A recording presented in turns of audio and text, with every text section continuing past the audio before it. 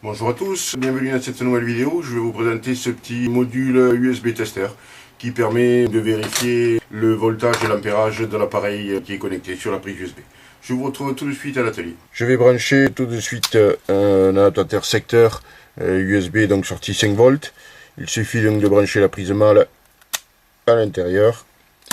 Je vais zoomer pour que vous voyez mieux, bien entendu, l'afficheur. Voilà, donc vous avez ici le temps qui s'est écoulé depuis qu'il est branché, enfin pas branché en consommation en tout cas, puisqu'il reste à 0 parce qu'il n'y a rien de branché dessus. Vous avez ici l'alimentation en watts, vous avez en dessous la consommation en wattheure, en dessous la consommation en milliampères-heure.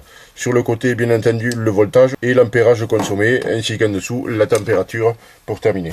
Je vais mettre en charge un petit appareil qui est déjà quasiment chargé, donc il ne devrait pas consommer beaucoup.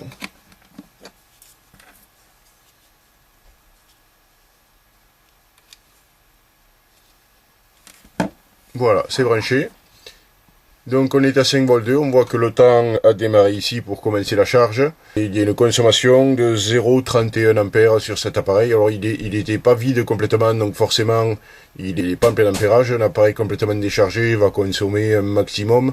On voit une température donc de 25 degrés, 0,30 ampères en consommation. Cette consommation va diminuer et va progressivement passer à 0 quand l'appareil sera totalement chargé.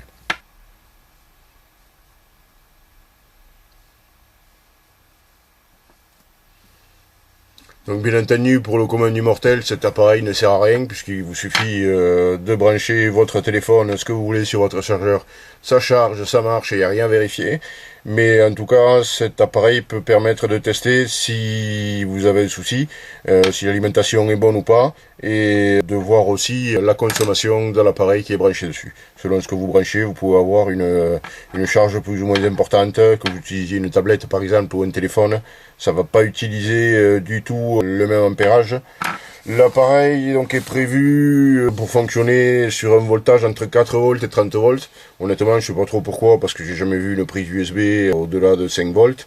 L'ampérage, il peut aller aussi jusqu'à 5 ampères. Il peut aller jusqu'à 80 degrés en température. Maintenant, ceci dit, si la température arrive à 80 degrés, gros souci. On voit donc que la consommation en ampères réduit lentement. Bon, je ne vais pas attendre la fin de la charge, sinon on n'est pas arrivé.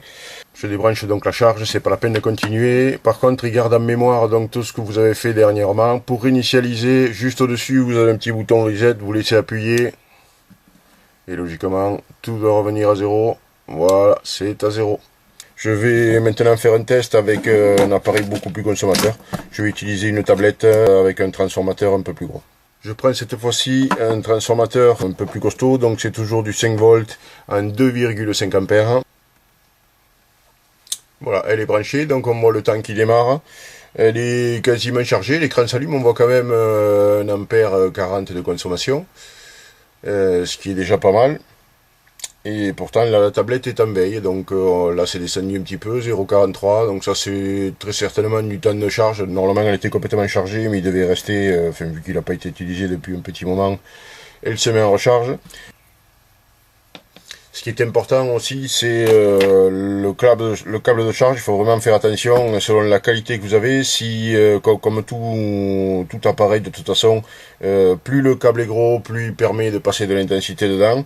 Si vous avez un cordon de faible qualité, ce que vous trouvez chez Action et compagnie, vous allez avoir des câbles de petite section et vous risquez d'avoir de sérieux problèmes de charge. Voilà, donc j'ai terminé la démonstration de ce petit appareil. Cette vidéo est maintenant terminée. Donc je vous mets bien entendu la description du produit dans les commentaires. Un petit pouce en l'air si vous avez apprécié et n'hésitez pas à vous abonner à ma chaîne pour de prochaines vidéos. A bientôt, bye bye.